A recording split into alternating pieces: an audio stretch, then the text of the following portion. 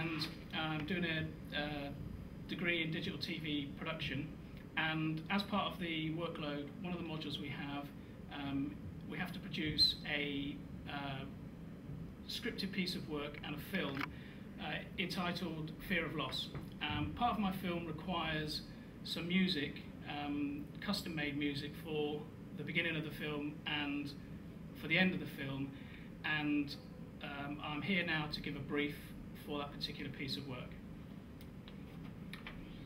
My name is Francis Knight. I'm on the third year of a music degree, and part of my module is to work with a filmmaker or similar to produce up to 5 or 6 minutes of music for an original piece.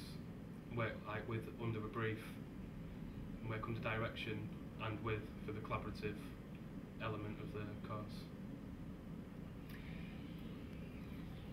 The brief that I've given Francis already is that the music has to be for the beginning, for the intro, through 2 of the 3 main scenes within the film Fear of Loss.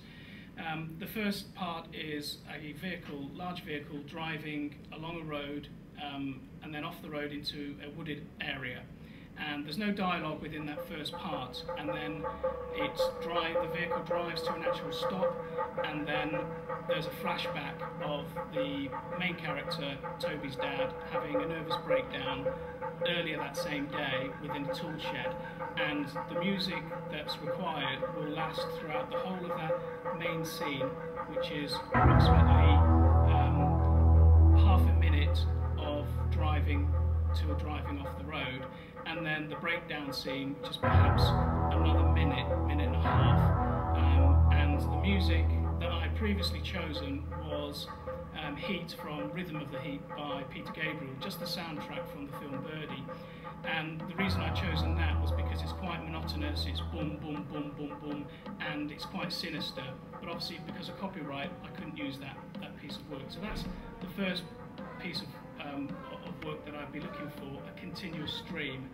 And then perhaps as the main characters leave the vehicle and they go on through the woods for the third scene, something that starts off quite nice and pleasant and then becomes a bit more sinister as they walk through the woods itself gets more dark.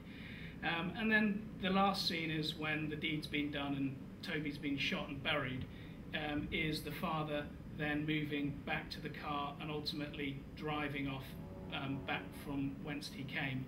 And the music that I'd chosen for that was Birdie's Flight, again from Peter Gabriel, Birdie's film soundtrack, mainly because it's still sinister, but there's a bit of hope in there. He's cleansed himself and he's moved on and he's been reborn and he can get on with the rest of his life. So there's that, but again, because of copyright, can't use that, so I'd spoke to Francis. So Francis, what ideas have you got for the main piece of work, the part when the film starts?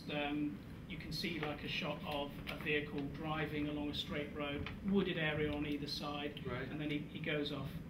I'm thinking a loop of sort of heavy reverb-laden drums to keep the drive, to emulate sort of the drive of the vehicle and the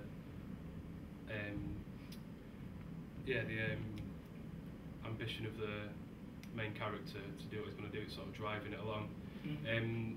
There's like quite a few emotions involved, so there's a lot to work on there because there's sort of a tinge of what people might call evil. It's very desperate, it's sad, it's very melancholy, so there's a lot of room for sort of mournful strings and cello, things like that, to be like playing melody underneath. So it's kind of like a simple, quite long melody over quite large drum sound. And what we'd mentioned before when we discussed it earlier is obviously there's 3 people in the vehicle. There's Toby, who's like an 8-year-old schoolboy. There's his dad, and there's a dog. And the idea of the film is that the viewer doesn't actually know it's Toby that croaks it until the last few seconds. They're assuming that they've come to the woods to kill the dog, which is disease-ridden or whatever. Yeah. And they never actually get to see any of the faces, so they pick in their heads, they pick up their own ideas of what these characters could be like, and the justification of what's going to happen. What we discussed before is perhaps using, as they go through the woods, using something that relates to, say, the boy and the dog. Yeah, definitely using themes. Because I thought using themes like one simple melody, maybe not so much for the father, but definitely for the dog / small boy. So like the audience, listener or whatever, think the melody is for the child, but then when ultimately the dog returns to the car, the melody plays again and it clicks, the melody was actually for the dog. So that melody would be used on screen when you see those two characters together, the boy and the dog. Mm-hmm. Yeah, that's a good idea. So it sort of adds to the thing of the audience thinking it's the dog who's going to get it. Yeah. And then basically it's ultimately the song's about the dog rather than the child. Mm-hmm. And then when scene 2 actually ends with the gunshot blast. We don't see anything. We just assume that the dog's croaked it, and then vision of the sky and crows flying, that kind of thing. And then as Toby's dad walks back through the woods, he's talking to Toby. Obviously Toby's not there, but the viewer doesn't get to know that until the end. He's justifying to Toby what's been done, and we're assuming when he's talking to Toby that he's meaning the dog, but in reality he's justifying to the dog what he's done to Toby in the way that it works. And the music for that, I was looking at something that's quite sinister, because his world isn't going to change around now that he's killed his son, although he's got in his head good justification for doing it. Yeah. And then as he drives off, the music is more emotional and complex than the beginning music, which is all drum beats and rhythmic and so on. But it's not. It's still not happy. There's no happy ending to the story. So what ideas would you have for that? So there's maybe some kind of resolve in the music to bring it to an end. Sort of music can flow, and then there's like certain chord structures and melodies that bring about the emotion of, well, not emotion, but the feeling of resolve.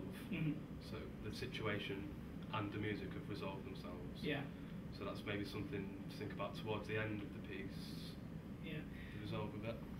For all of the music, there doesn't have to be an actual beginning and end, because what I'll do when I'm editing it is I will flow the music in from, gradually increase the volume to the volume that it needs to be, and then I'll fade it out, so it doesn't have to come to some massive crescendo or whatever. Okay. Like a constant pulse, if that makes sense. So that's the concept, and again, it means that when you supply the work, it can be, it can be 10 minutes long, it can be 4 minutes long, and I'll just slice. I'll chop the bit that's needed and filter it into when I do the editing. Yeah.